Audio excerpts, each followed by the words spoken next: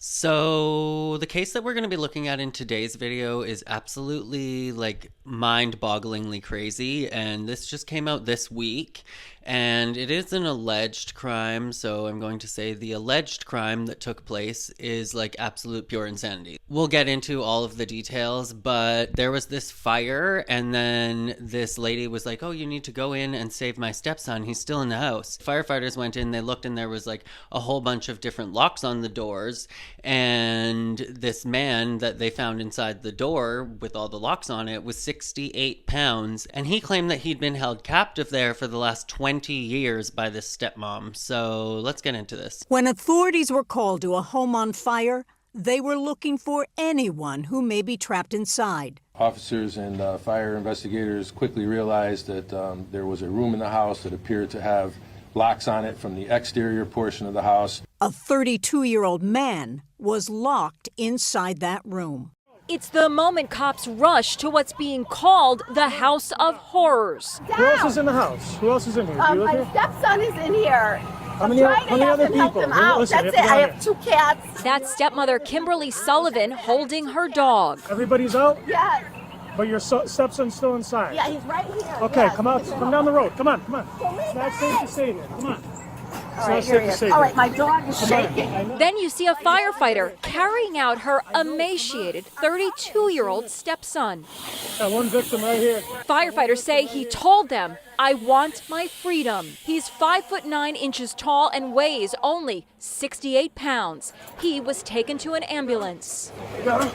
Today, the house in Waterbury, Connecticut is all boarded up, but for more than 20 years, the stepson says he was locked in a small 8 by 9 foot storage space on the second floor. He was given only 2 sandwiches a day and had to drink water from the toilet. Longing for freedom, he set fire to the house using printing paper, flammable hand sanitizer, and a lighter. They began to speak to the male victim, who disclosed that he was being held captive in the house for an extended period of time. The man was treated for smoke inhalation, and police say he admitted to setting the fire to gain his freedom.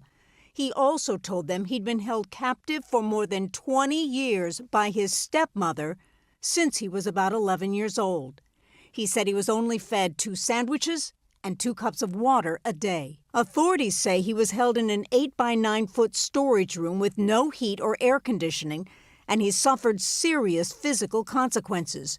According to a police affidavit, the 32-year-old is 5 feet 9 inches tall and just 68.7 pounds. There's a lot of physical therapy that he'll have to go through. There's a lot of healing that he'll have to go through. And the worst part of this case, in my opinion, which we'll get into in a minute, is that apparently there were signs of this abuse for literally years. Like, the schools tried to report it so many different times and nothing was done about it. And then she allegedly took her kid out of school. So I'm like, doesn't that raise all of the bright red alarm bells? Like, you pull out your kid out of school after having the complaints about like the CPS or whatever they call it in the United States. When flames woke her, the stepmother called 911. Please hurry. There's a fire. Okay. Oh, my God. There's a fire. My son, stepson is in his room. Did he get injured? Is he on fire? Yes, he's injured. Where is he injured? I don't know. He's I don't know. I don't know. He's kind of passed out. He's out of it. That's the window that will probably haunt me and my family for years to come. It's just shocking to know that there was even a boy I never even knew of, and that was living in that room. I spoke with Kimberly Sullivan's attorney, John Colitis. The father dictated how the child would be raised. But he died a year ago, right? 1 year ago, correct. So what's been going on in the last year? Well, he hasn't been a child, he's been an adult for the last 18 years. There's been no restraint. There's been nothing preventing him from leaving the house. How does she then explain the condition of this man? In our system, she doesn't have to explain anything. According to law enforcement, authorities went to the home twice in April of 2004. The first visit was a welfare check requested by the Department of Children and Families. Officers went to the house. The house was clean. It was lived in. They spoke to the victim at that point in time, and there were no cause for any alarm. Later that month, the family attempted to file harassment charges because the school district continued reporting the family to DCF. The affidavit says after that, His stepmother pulled him out of school. It's just unfathomable that anyone could treat someone this way. The alleged victim says he wasn't allowed to use the bathroom and instead had to use bottles and newspaper. His stepmother, Kimberly Sullivan, was arrested on charges of assault, second-degree kidnapping, and first-degree unlawful restraint. Her attorney says the allegations against her are not true. Absolutely not true. He was not locked in a room. She did not restrain him in any way. She provided food. She provided shelter. She is blown away by these allegations. Over the coming weeks, we're going to get a lot more information, and we're going to prepare our response to each and every one of the allegations. Got one victim right here. The fact that lawyers like this can sleep at night is like beyond. So you mean to tell me that this man that you allegedly have not been holding captive is just locking himself into a room with a bunch of different locks, and that he's become 68 pounds in living in your house and you did absolutely nothing about it? How does she explain the kid just like randomly being pulled out of school and disappearing from the public 20 years ago? Like, where are all of the other family members? 32 years old, just 68 pounds, and 20 years in captivity, allegedly. An emaciated Connecticut man's physical appearance so horrifying and shocking that his uncle told police, quote, "He looks like a Holocaust survivor." How did he get to this point? Who knew? And why are we just hearing about this now? Well, the man, who officials are calling male victim 1, tells police that the last time he left his family property was when he was 14 or 15 to dispose of yard waste with his dad. He says his dad and stepmom starved him and physically abused him since he was a child. And that things got so bad, he started stealing, eating from the garbage, and drinking toilet water. Then came the alleged confinement, a punishment, he says, for sneaking food. But things got even worse just over 1 year ago when his dad died. His stepmother allegedly became even more restrictive, deadbolting him in an 8-by-9-foot room where he says he would stay for 22 to 24 hours a day. I want you to look at this next photograph carefully. You're looking at the inside of the home where it all allegedly took place. It may be the only glimpse we get into the space where male victim 1 allegedly suffered these abuses. Mason was very guarded on what was released and you know, when he was able to see other members of the family and other members of the community. The man said he couldn't find other ways to get help, such as by getting someone's attention through the window. He was fearful that if he broke that storm window or tried to open it up, that there would be some retaliation. The Department of Children and Families were called to the home twice. The man told police he was forced to lie about his true living conditions. Officers went to the house was clean, it was lived in, they spoke to the victim at that point in time, and there were no cause for any alarm or any conditions that existed that would have led officers to believe anything other than a normal childhood.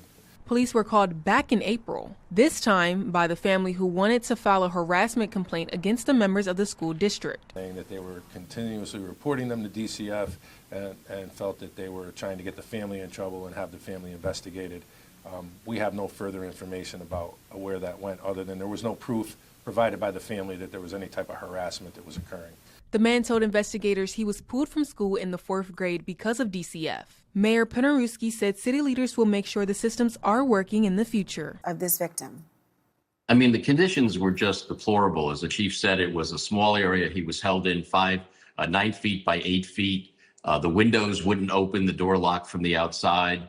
It was a dormer room. The ceiling sloped down, so there's issues around that. He was allowed out for about between 2 hours or 15 minutes in that range once a day, was fed 2 bottles of water and 2 sandwiches a day. That's all he had. He had to rig a makeshift way to drain the urine out of the bottles that he had in the room while he was in there. So it's unfathomable to think of what he went through.